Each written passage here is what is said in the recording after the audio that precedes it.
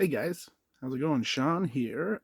Just doing a little video kind of updating some new knives that I've gotten and my basic opinions on them since I've had them, as well as having a drink, uh, a Cabana Coast Moscow Mule.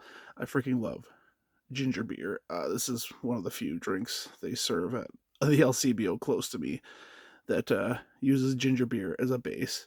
I prefer to usually buy some older whiskey, maybe 12-year-old whiskey, get the ginger beer from the grocery store, mix my own. But the grocery store close to me stopped carrying my preferred ginger beer, so I'm reduced to pre-made drinks with I think this is vodka ginger beer. Do the whiskey if you're gonna do a ginger beer drink. Anyways, let me just have a little sip here and talk about something that I've never really talked about before. Some folding knives. I uh I I grew up in the bush, and although I didn't carry knives very often because I was younger and my dad kind of he didn't have the best attitude towards cutting utensils like in a kitchen maybe, but for like just carrying out, he didn't really see uh a need for me to have them. So uh I have this kind of skewed opinion that like fixed blades are where it's at. So I prefer to carry a fixed blade. For one, you have to carry it outside of your like you carry it on your belt or visibly, so it's a lot easier to carry open. And in Canada, we have pretty annoying concealed carry laws for knife length, and any sort of folder would be a concealed carry unless you're carrying it out in the open, like clips it outside of your uh, shirt pocket or your pants pocket on the outside. But if you're carrying it like on the inside of your pocket, especially with a deep carry, they can be considered a concealed carry. So uh, I don't really carry them that much. I kind of had a skewed opinion of them, and I'll tell you what. So uh, I guess I just never really spent enough money on it. So I think this was one of my first folders I bought. This is a Buck Matrix. Very actually a pretty nice folder. I hate aluminum scale. Like it's just so slippery. I'm actually planning to put my own scales on this. It's pretty easy because the liners are flat. Like I'm just gonna cut some wood out and do my own wood scales on this. Why I'm keeping it. But yeah, this is a 420 HC blade. Pretty good cutter. Uh, Actually very decent build quality for the price. So this is why I have so much trouble buying these higher end folders. So like at my local crappy tire, the Buck blades often go on sale. Like these Buck folders, this was I think 40 or $50 Canadian. New at that price. It's not a very good deal.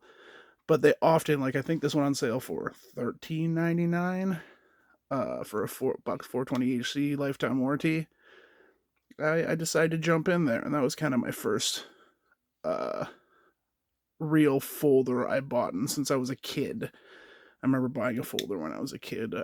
My dad gave me my allowance, and we went to the mall, and the local dollar store had like a $3 folding knife, and it was a piece of shit, but I bought it, and the guy sold it to me, even though it was like a 7-year-old kid. He didn't care, and I took it home, and my dad took it away almost instantly. I guess he didn't trust me to not be an idiot with it, and I get it at that age. Like having a pocket knife is cool, but what I really lusted over was the Swiss Army knives. Go to my local Canadian or my local hardware store, and they'd have that big Swiss Army knife uh, setup with like that like machine one that folded in and outwards. It was like I don't know, 2 feet tall, and I always wanted one, but my dad just never thought it was necessary, even though we grew up in the bush. And honestly, he was right. I wasn't hunting or anything, and all I would have been doing was just like sharpening sticks with it. but it would have taught me how to use a knife properly. I think it's very important to give kids early knives early. Ideally, they won't cut themselves, but if they do, they'll learn pretty quickly that they can you can hurt yourself, and that's the only way kids really learn is through doing it themselves. And like as long as they're not cutting toward their femoral artery, their chances are they might need a couple stitches at worst, but then they'll learn how to use the tool properly. Obviously, in the beginning, you want to be with them, but yeah, back to the blade. So this is a Buck Matrix. I think it's a 3.2-inch blade. Very nice kind of clip point design. Very, very good hollow grind. And honestly, for the $13 that I paid for it, the centering's good. Everything is good, save for the aluminum scales, which I guess save a bit of weight, give a nice strong strength to it. But just don't like the way they feel, even with the texture. So I think it was maybe 4 months ago, they had this absolutely crazy sale at Canadian Tire, and these were all for. Oh, bought 2 of these. I wanted to give one to my brother, but he actually didn't want another knife. I know I got a problem when I give knives for so many Christmas presents, and my brother's like, I just don't need another one. But yeah, so I got this one, this one, this one, and there is one more. I think I didn't bring it down, but there's one more. This is an old Bucklight I got. I think I picked it up at Value Village for $2 one day. This is the old 90s lockback Bucklight 420HC, but I just don't like the pin through. You can't take it apart, can't clean it out. But it's a good little blade, save for it dulls itself right at a certain point where it backs against. If you like squeeze it, you can squeeze it into the back lock there. I won't see it, and you can feel it hit, and it'll actually dull the blade right there. So if you carry it tight in a tight pocket, it will dull the belly of the blade. But yeah, I got 4 of these blades. They were regular $49 to $54, and they were all on sale for $14.99. So I couldn't resist. They're all 7CR 17, 7CR 15, 13, one of those teens MOV, but it's a 7CR. And I really like them. They got decent action. Like, they're the silly Canadian versions of knives, so they don't have flippers, so you can't. We have these weird laws, like especially if you buy your knives at big box stores, they have to follow certain laws. So you always have to have like 2 hands to open your blade. One-handed opening blades are kind of not illegal, but they can be taken away depending on how easy they are to open. And because of these very weird Canadian laws, I've always been a little weary of ordering nicer folders online, because I've heard so many stories about people ordering something from the United States, and then the Canadian border gets it, they open the box, and they just take the knives that they don't deem legal, even though our laws are very vague. And it definitely dissuaded me, because it's like, if I can lose one of these, or I get taken away like $20, $15. But if I go and buy let's see, one of these, $250 Canadian dollars, and the border takes it away, and I don't get a refund. Like, I really, luckily I haven't had any of those issues so far, but I'm guessing they just take it away. I've heard stories they take it away, and you don't get your money back. I guess whoever's at the border gets a free knife at that point. I have no clue how it works, but I know it's kind of sketchy, and I don't want to be a part of it. So I kind of limited myself to knives that you can you buy at local box stores, and this is what we get in Canada. We don't get much. I think some of the nicest knives you can get, at least locally for me, I got this from Ramaco's Taco World, and this is obviously it's an Opinel. number 8. I wish I would have got the number 9, maybe the number 10, because it is an excellent food prep knife. Like, although it is carbon will patina, it is super flexy, super tough, and holy crap, that is about the finest edge on a knife I've ever had. Right at the tip, like you could take out splinters with that. That is some honed geometry right there. And they aren't all like that. Like, that's the kind of annoying thing about Opinel is they pump the blades out so quickly. The quality control isn't that good. I had to look through the box to find this one, the one that didn't have like a weird geometry to the blade and actually like came to a very fine tip. But if you go to a store that's nice enough to let you look through their boxes to pick out the one you like the most, you'll be able to find a good one. But this was my first kind of real good cutting geometry folding knife. And this is about as good as it gets for folding knives if you want to buy one at a store in Sudbury, Ontario, which is where I'm located, which is a little depressing. There's lots of fixed blades around here. No shortage of those. So just give me a second. A little drink. But yes. So maybe about, I don't know, 6 months ago, 8 months ago, I decided to bite the bullet and take a chance. Order a folding knife. So I actually ordered 2 fixed blades from White Mountain Knives, and I got this one just to see if the border would take it away.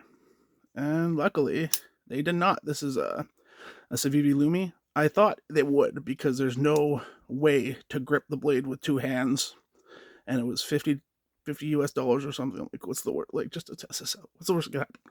Lose $50. So I gave it a try, and it got through. And although it is an awesome blade, a little scalpel here, almost like a Sloyd knife shape, super fine, very similar to the Opinel, where it's just like that tip where you can do some pretty detailed work with that tip. 14C 28N blade. The handle is just not, it's just a little too small for my liking. And again, I could have figured that out by measurements, but I'm one of those guys who you don't really know till you get it in your hand. But the action is a little finicky too. Like, holy Jesus, that top flipper can grate away at your thumb. You have to get it right at the right spot and like pull it this way. You can do it with your thumb too, but my thumb's still broken. I got my cast and everything off, but it's still not 100%. But yeah, Civivi Lumi. If you guys, everyone wants to buy this, if you're interested, let me know, because I think they're hard to get now, but I'm selling this one. The factory edge on it was actually kind of garbage.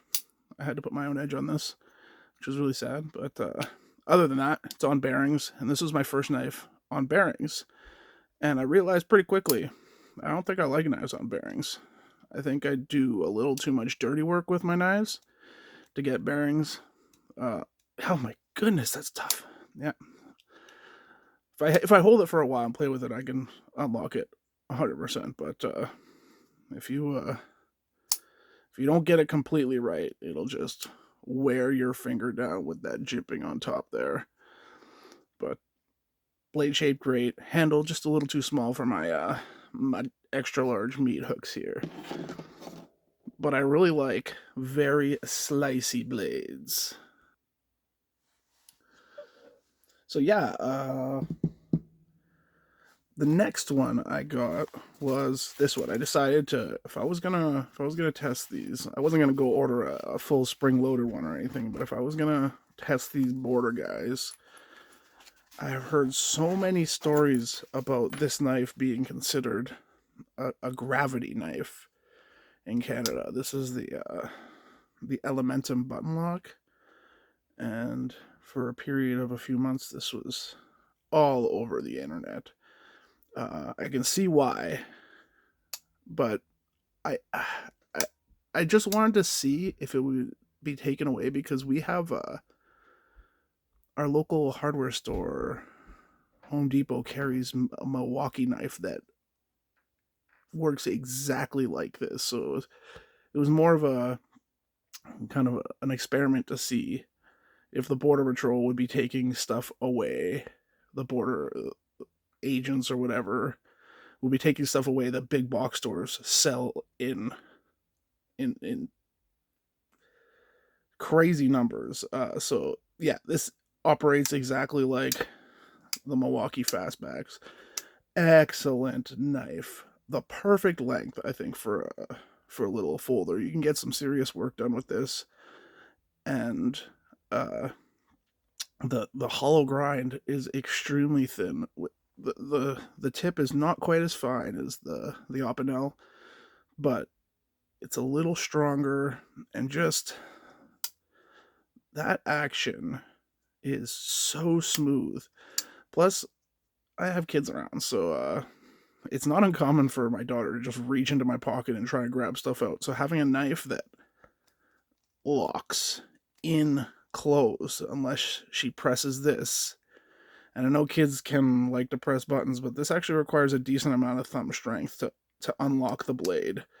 So I don't think my daughter would be able to take it out of my pocket and open it before I get a chance to take it away from her, unless I'm being extremely distracted. But yeah, that's why I got this one. But again, it's on bearings, and my problem with bearings is I like to sharpen on water stones, and it's a messy job sharpening on water stones. And as soon as that grit, like you start getting a good slurry going, and the grit gets down into the bearings, then that grit is wearing down your ball bearings. So if you want your knife to have any sort of long-term life without having to change the bearings out, then you got to open the thing up, clean them out, grease them back up, and close it out. So it's just not something I want to do every time I like to hone my knife up and sharpen it. So uh, I do use it still, but everything. If this was on bushings or yeah, like bronze bushings, it would be perfect for me. I guarantee the action wouldn't be nearly as smooth though. So I get what they're going for. They're catering to these kind of fidget knife people who to be honest, they don't really use their knives, which is another problem I have with folding knives in general. The whole market behind it seems to be more about fashion and looks than the actual functionality of the blade and the the kind of hip factor of it. And it's a little it's honestly a little frustrating to see all these YouTube reviewers who like they'll get shipments, like boxes of knives from companies, and they'll hold them all for like 30 seconds and then like bam, these knives, and they just go and tell you about a knife that they literally played around with for probably an hour before their next shipment of knives got in. It's just the nature of the beast. Like if you want to be a knife reviewer, like as a job, I get it. You gotta pump out those reviews, you gotta get new gear, gotta keep those views up, keep your sub count growing, and you need new knives. You need to keep going. But a lot of these people don't even use the blades. They don't have any idea how good the heat treats are on them, how good the long term wear is on them. I admit there are channels that do better reviews, but most of the popular ones are like it's like somebody reviewing a handbag as opposed to a tool. It's very that whole culture kind of saddens me a little bit, making a tool that's a wonderful tool, but not using it and just judging it. And then they'll have affiliate links, and then they'll like it's just an aspect of knife reviews that I don't really like. Aside from that, I'm not trying to hold it against any of those people because you got to make a living, and if that's what you got to do, I guess you got to do it. But when you spend money on something when you hold it in your hands, when you play around with it for more than an hour, like if you as soon as you get something, like I'm talking a year, like that's why again I'm not doing really views on any of these knives right now because I haven't had them for long enough. I kind of jumped into this folding knife uh,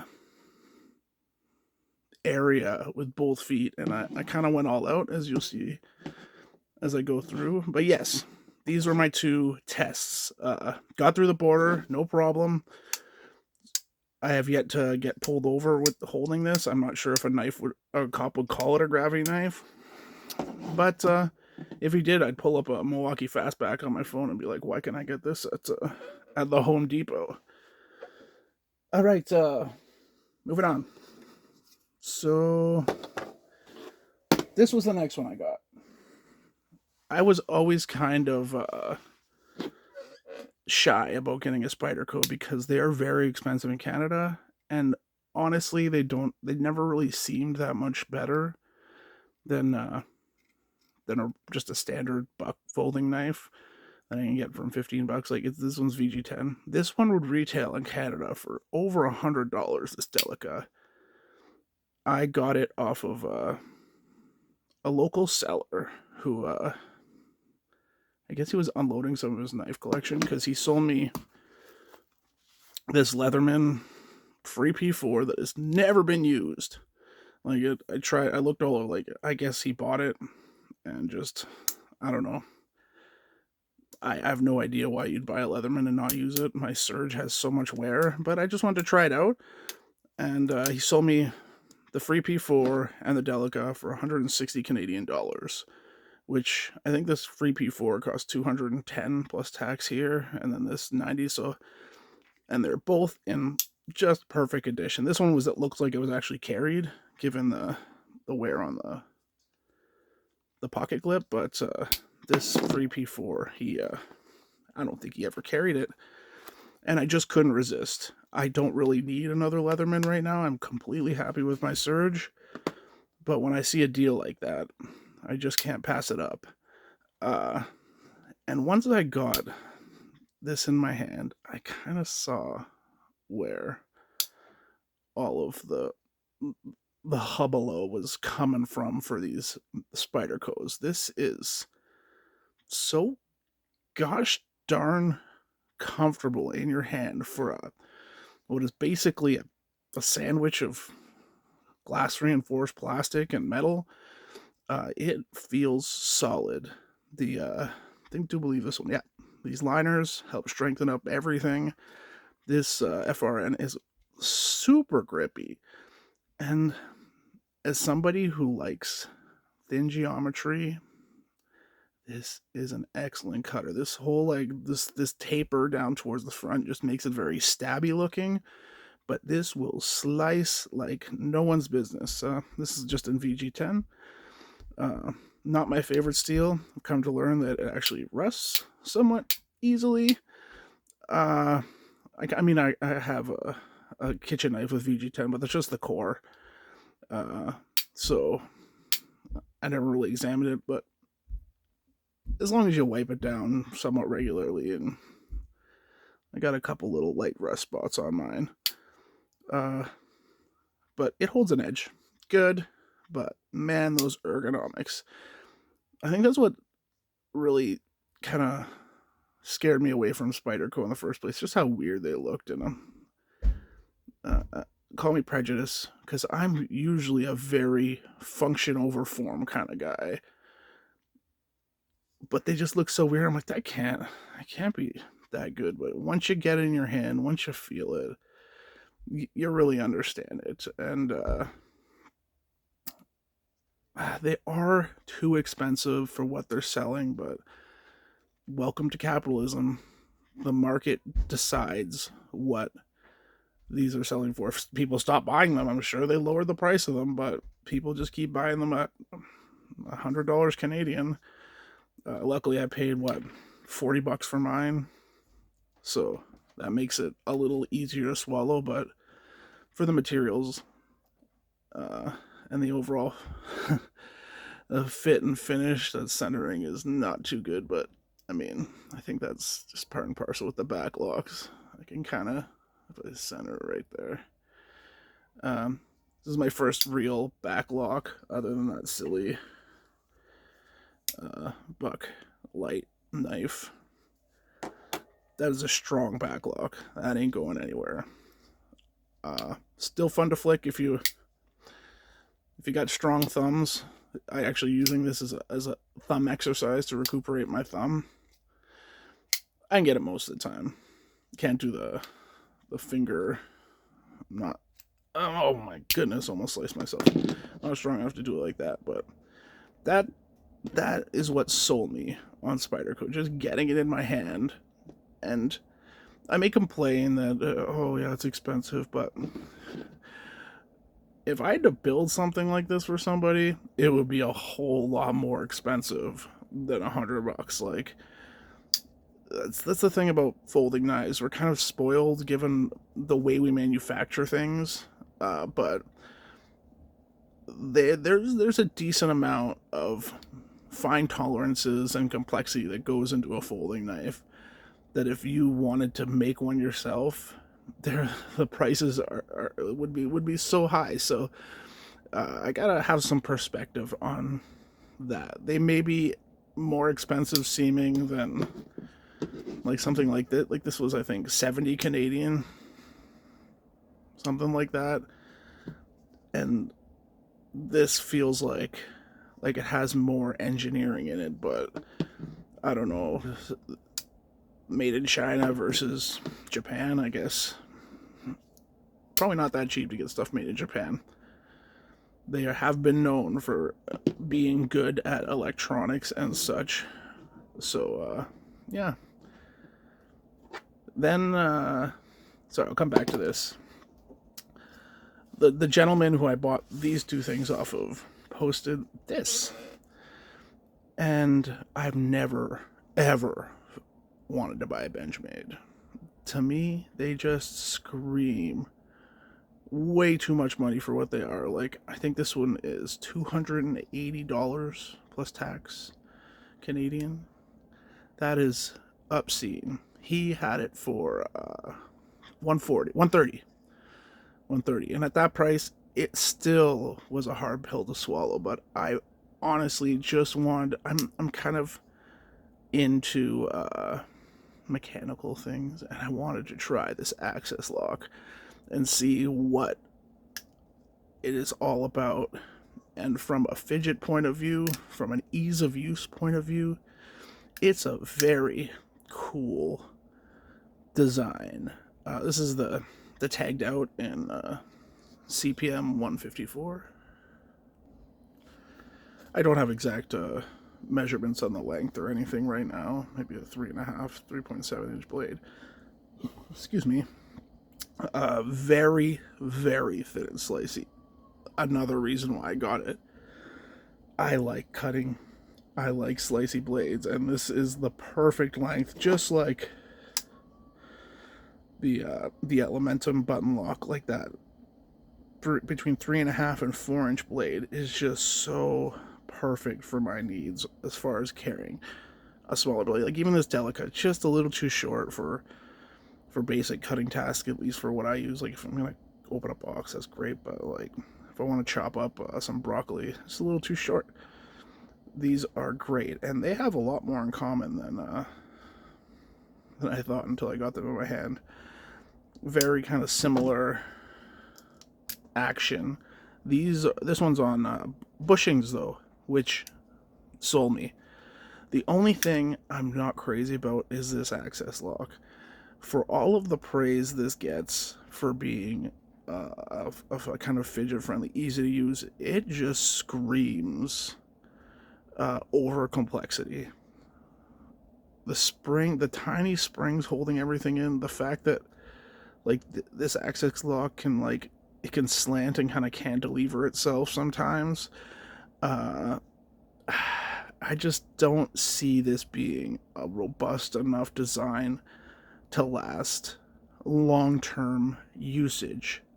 Don't get me wrong, this lock itself, very strong once it's locked. But the actual repeated actuation of using this over and over again and having that spring just being like steels do, even a good spring steel will distress over time. So just constantly using it and constantly bending it back and forth, I just see that spring, especially if you fidget with it. I see that being a very strong failure point.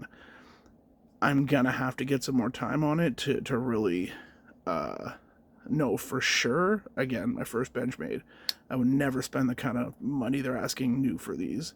But just as a preliminary kind of examination, that looks like a failure point and a half to me. I could be wrong. I'm not a knife engineer, especially a folder, but everything else about it is like kind of uncannily light. Like it just doesn't feel like a lot's going on, and it does have a little liner, right? Like I think the liners go right to there, but this is all just FRN. But it's pretty strong. Let's see. This has steel liners in it. Let's just see if I squeeze both of these. This one, they honestly, they did a really good job with this. These scales here, these FRN scales. The CPM 154 blade, I can see why they went with it. That stuff is tough, man. And with this thin geometry, you want something that can have a little bit of a bend to it.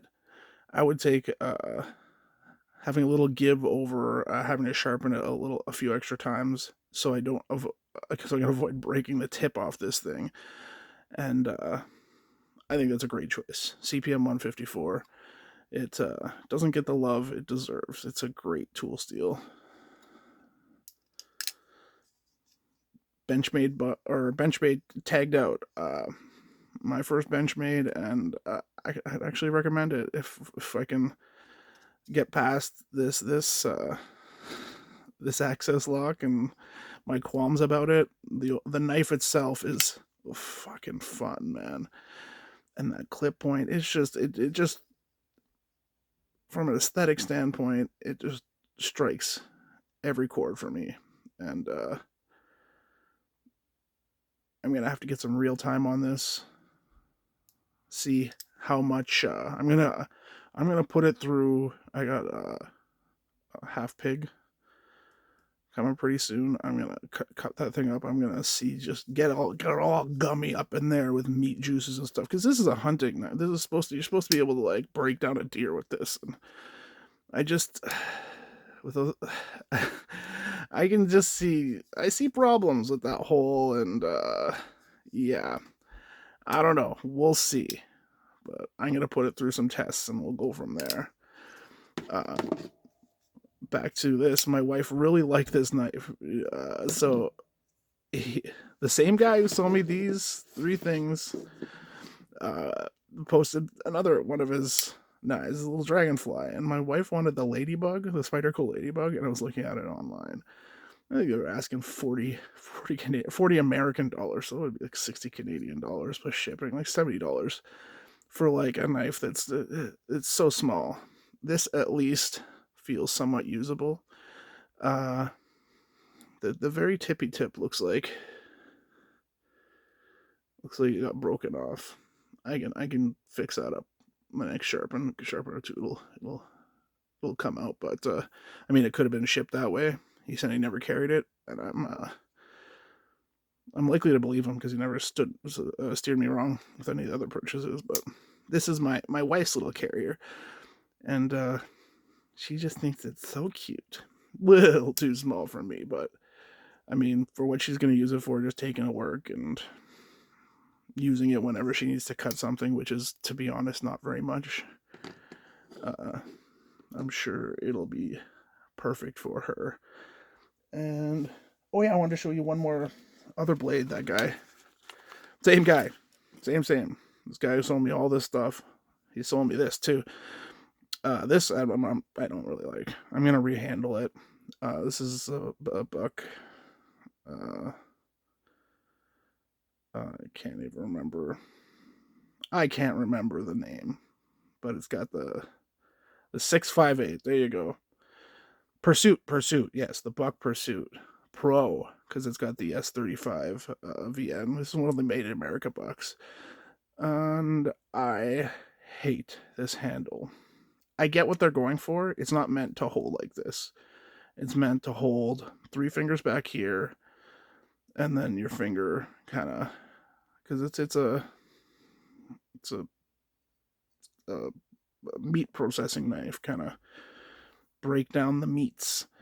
And the factory edge it came with was just awful. I kind of put a little bit of my own. It's still got a couple of the factory scratches on there, but I kind of trued out the edge a little bit and sharpened it because I think I'm gonna put a slight convex on it, break these corners down because this geometry is not ideal. It is a hollow grind, but it's it's a thick boy behind the edge. I don't have my calipers, but it is honestly not the best cutter. Great steel, cool blade shape. He sold this to me for $30. I can't remember what it retails for, but it says 35V, and it can't be that cheap of a blade. Made in America one. I don't know what this guy does, because all these knives he sold me were barely used. Like, I think he was just a collector, but not a user. I don't know. Moving on, close that after. So this will bring me to the last one I bought from this dude. The paramilitary 2. And this is a sweet knife. This is the made in America Spydercos. This is the newer model with the S45 VN. This, I think G10. I can't remember exactly what the scale material is, but it is so grippy. What did he pay for it? God damn it, 286 Canadian plus tax. You're talking $320 after taxes, and it was never used. He said it was too big for him, but like, I mean, this looks like it's at a store. I don't know. Maybe he bought it online, but yeah. If he paid for shipping to like the $350, he sold it to me for $130, which even at that price was a hard pill to swallow. But what, 130 Canadian, was that? Probably 90 American for anybody who's watching around the world. I think that's a good deal for a PM2 that has never been used. And this is a great middle ground. You got a nice strong spine here, but a very, very nice grind. That tip is super fine, which just leads me to believe this is an excellent stab, because like it's like a very tall triangle, like that would just pierce. Very good finishing. The centering is not that good on this. It favors the clip a little bit, but that's something I could fix pretty easily. Take it apart, fine tune it. I'm not too worried about that, but everything else is just beautiful. And this is the folding knife that got me to probably not carry a fixed blade. All these are fun little cutting tools. Carry them here and there, but they're not. They just don't feel that robust. But that lockup, the tolerances, everything about this, for 300 Canadian, it's a tough pill to swallow. But if you can find a good used one for 150, under 200, the value's there, guys. I know it still seems expensive, but again, trying to build something like this to have some perspective. These are still built primarily in a factory by hand, I do believe. So there's a lot of work that goes into these. There's a lot of time and research, and they got to make their money somehow. So try not to be too hard on the Spydercos for their pricing. I know there are Chinese manufacturers that'll sell you a knife that's 90% as good for 50% of the price, but we got to have some respect for these guys, because the research they put into this, like, just holding it like this, I feel like I could probably stab through Kevlar with these two fingers. Like, just how good everything lines up. The jimping is a little sharp, but that's by design. Like that, you want a gloved hand, you don't want your knife to go anywhere. This is a solid piece of tech, man. This knife has got me like looking like Spyderco sprint runs and stuff to see if I can get something in a super fancy steel, like the 15V ones that are coming out. I really wanted to play around with that steel. I'm kind of a steel nerd, but yeah, I don't know if I'm into that whole like waiting for a sprint run to start and then just like hoping I get one. They need some sort of like pre-launch sign up or something, so like maybe a raffle or something. Anybody who wants one can throw their name in the hat a month before it launches, and then when the sprint run launches, they'll just do a random drawing for the people who want to buy them. Because it reminds me of getting a PS5, which I still haven't gotten because the stock's not there. You literally have to like wait for new ones to come in, and it's just not my bag. I got 3 kids. It's hard enough to find time to use these knives, let alone spend time just buying them. But yes, the Paramilitary 2 is a crazy good knife. I will have a review on some of these knives, full reviews, but there's just so many reviews on the Spyderco. I don't think I'm going to do full reviews on the Spydercos. I just want to sort of tell you my opinion and like the journey through like finding them and accepting them as like good tools. As a fixed blade enthusiast, buying these was tough for me. I know it's hard to believe, but there's just such good value. Like, you can get some really solid fixed blades for very good prices, and getting into this kind of fashion folder has been a little bit of an ordeal, to say the least. But I'm glad I was able to get a decent little collection of nice ones that didn't break the bank. Like, what are you talking? 130,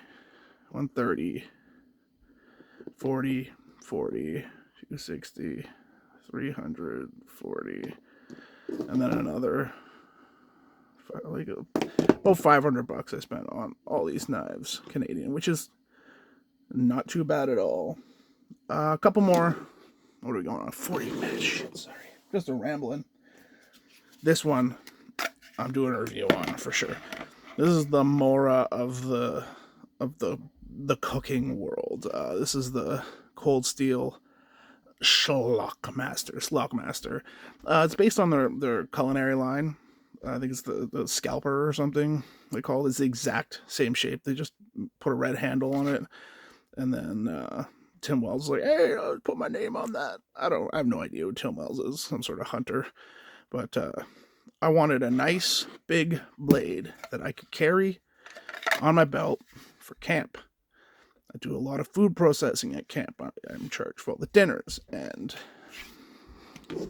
a folding blade is fun, but I can cut a roast up with this. I can like barbecue a giant roast and be able to like process it and not have to rely on the shit knives that they have at our camps or at the... Oh, somebody fell upstairs. Yes, this is a great knife. I carved up a quarter pig. I'm gonna have another half one coming in. So I carved up a quarter pig with this one just about a week ago, and it held its edge very well. It's 4116. Yeah, that German stainless steel, very stainless, decently thick spine. Uh, it came real sharp at first, and I did use it quite thoroughly, and I didn't have to touch it up after it. So holds its edge well. Cold steel does a good job with its heat treat, even though the steel is uh not the highest of quality. But like, what is this? I got it on sale for 32 Canadian dollars. What? Like that's almost a more companion price, and the sheer length of it compared to those. It comes with a sheath, which, in my opinion, most kitchen knives should come with sheaths. This will be my next review on this knife. I don't want to talk too much about it, because I gotta have some content for my review. But if you're in the market for a really nice fixed blade that has a sheath that you can carry, that is a good size, like I think this is 6 inches. Yeah, about 6 inches, maybe a little more. Is great. Full flat, very nice heat treat, very nice stock thickness. Grinds could be a bit better, but that, I mean, it's 4116. I'll be sharpening this in no time, so that grind is not a huge deal. But if you like the kind of philosophy of Mora's, cheap, well made, and if you want something that has a full flat, the Slockmaster or the Scalper, because I think the culinary line of this, it has a black handle, also comes with a sheath just like it. So give it a try, give it a look. Spyderco's awesome. I'm sold on them. Quite a beauty. I flick this more than I should. Yeah, thanks guys. I know it's probably a long, droning on video, not really talking about anything specific, but I just figured I'd give you an update. I got some really nice new knives that I've been working on. Oh wait, yeah. Sorry, just before I go, I did bring them down. This one needs a bit of finishing work. This is black palm with some figured maple and some walnut. It's 120 millimeter 80 CRV2 blade, copper bolster. Needs one more coat of tongue oil and a little buffing. That'll be done. And then this one too, so it's still got tape on it. This is figured Babinga, and I went a little heavy on the tongue oil. This is like 6 coats of tongue oil on here, so it's almost like glassy. I'm actually really impressed with that tongue oil finish. It kind of gives it a polyurethane kind of feel, but it doesn't get too slippery when it's wet. Probably not the strongest, but we'll see. I'm going to put some time on this, and this has got brass bolster and end cap. Yeah, it's a looker. It's a little 80 mil carving knife, so that's what I've been working on. I got a couple more upstairs drying. The tongue oil is still wet on them because I coated them this morning, but this is my next run, my 2023 run. Still got about half of my 2022 run. If you're interested, got other videos looking at that. Other than that, we'll stop talking. Thank you very much for listening to my rant about folding knives and how I'm warming up to them. Have a good day, guys. Sean out.